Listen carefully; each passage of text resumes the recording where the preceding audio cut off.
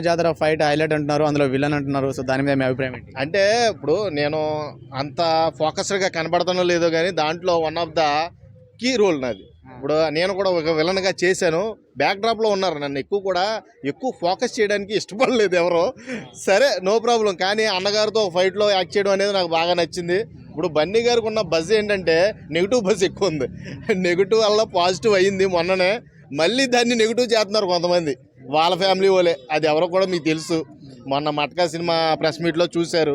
ప్రత్యక్షంగా పరోక్షంగా అందరికీ చిన్నపిల్లని అడిగినా ఎవరి గురించి మాట్లాడారో క్లియర్గా చెప్తారు.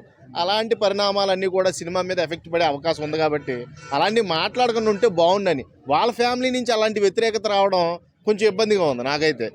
అలా రాకుండా ఉండాలి, ఎందుకంటే మనోడు మంచి క్యారెక్టర్. గంగమ్మ తల్లి వేషధారణ ఒక ఫైట్ అయితే నిజంగా అది థియేటర్లో మొత్తం కూడా అరుపులు అరిపిస్తుంది అన్నమాట.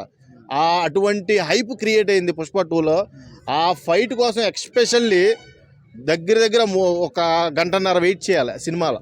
నిజంగా ఆ ఒక్క ఫైట్ చూసిన తర్వాత 2 సార్లు చూస్తారు సినిమా. అంత అద్భుతమైన ఫైటు, ఆయన కెరీర్లోనే బెస్ట్ మూవీగా నిలుస్తుంది అన్నమాట ఈ పుష్ప 2. ఎక్స్పెక్టేషన్స్ అయితే రోజు రోజుకి పెరిగిపోతాయి.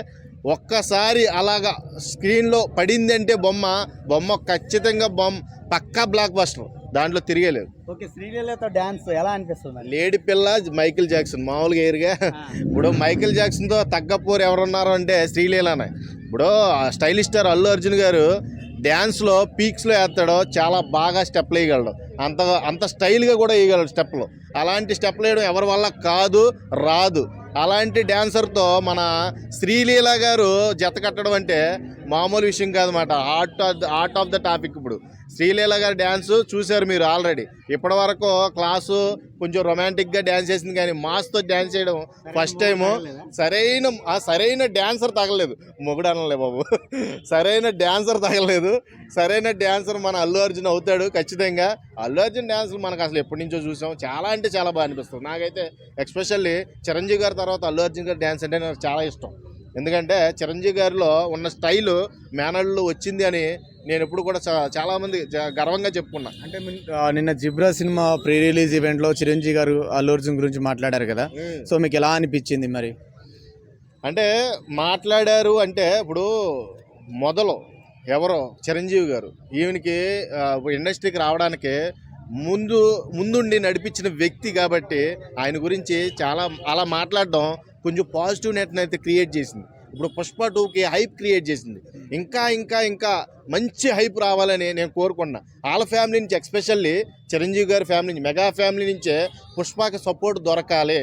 ఈ పుష్ప 2 రిలీజ్ అయ్యే డేట్కి ఖచ్చితంగా సపోర్ట్ వస్తే ఖచ్చితంగా పుష్ప 2 అయితే పాన్ ఇండియా లెవెల్లో గట్టి కలెక్షన్స్ కురిపిస్తుంది. అదే ప్రీ రిలీజ్ ఈవెంట్లో గేమ్ చేంజర్ గురించి కానీ రామ్ చరణ్ గురించి కానీ ఏం మాట్లాడలేదు. సో మీకు ఎలా అనిపించింది? అంటే మనం అంటే మేనల్లుని సపోర్ట్ చేస్తున్నట్టే ఇండైరెక్ట్గా అనిపించిందా? మరి ఇది ఏంటంటే అర్థం పర్థం లేని వాగుళ్ళు ఎక్కువైపోయినాయి బయట. అక్కడ అసలు ఏం జరిగిందో చాలామందికి తెలియదు. అక్కడికి వెళ్ళి ఆ పొలిటికల్ టాపిక్ నుంచి వచ్చింది నెగిటివిటీ, అది ఇంకా కంటిన్యూ అవుతూనే ఉంది.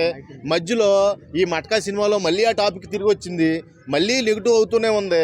దీన్ని అంతటికే పులి స్టాప్ పెట్టాలని మెయిన్ ఉద్దేశంతో చిరంజీవి గారు ఆ టాపిక్ గురించి మాట్లాడడం జరిగింది, మేనల్లుడు గురించి.